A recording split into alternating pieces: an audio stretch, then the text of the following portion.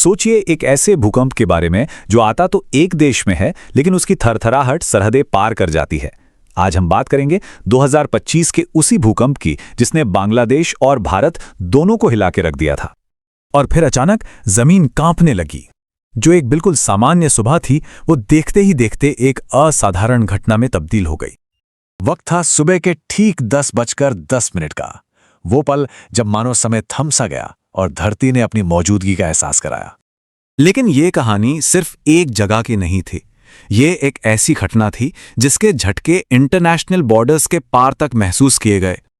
तो बात है शुक्रवार 21 नवंबर 2025 की। बांग्लादेश की राजधानी ढाका के पास एक मध्यम तीव्रता का भूकंप दर्ज किया गया, जिसके झटके दूर दूर तक महसूस हुए। चलिए अब थोड़ा और गहराई में चलते हैं और इस घटना के पीछे की साइंस को समझते हैं। आखिर जमीन के नीचे असल में हुआ क्या था?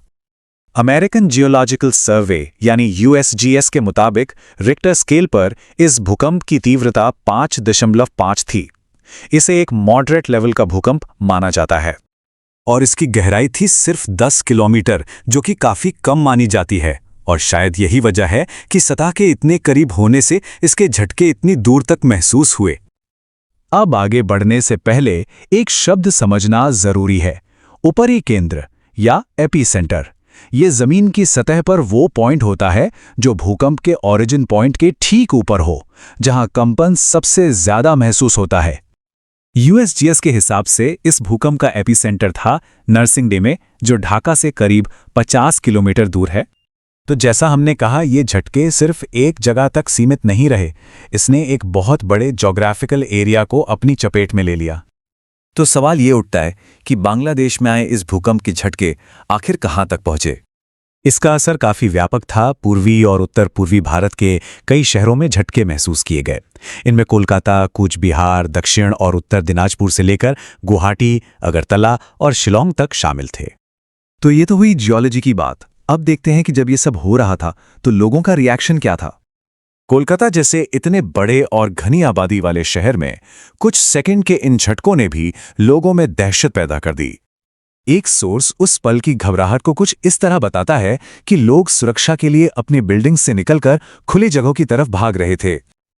और आज के डिजिटल दौर में रिएक्शन सिर्फ फिजिकल थोड़ी होता है।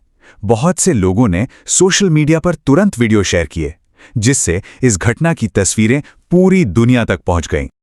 एक और दिलचस्प बात यह है कि इस भूकंप ने ढाका में बांग्लादेश और आयरलैंड के बीच चल रहे एक इंटरनेशनल क्रिकेट मैच को भी कुछ देर के लिए रोक दिया था।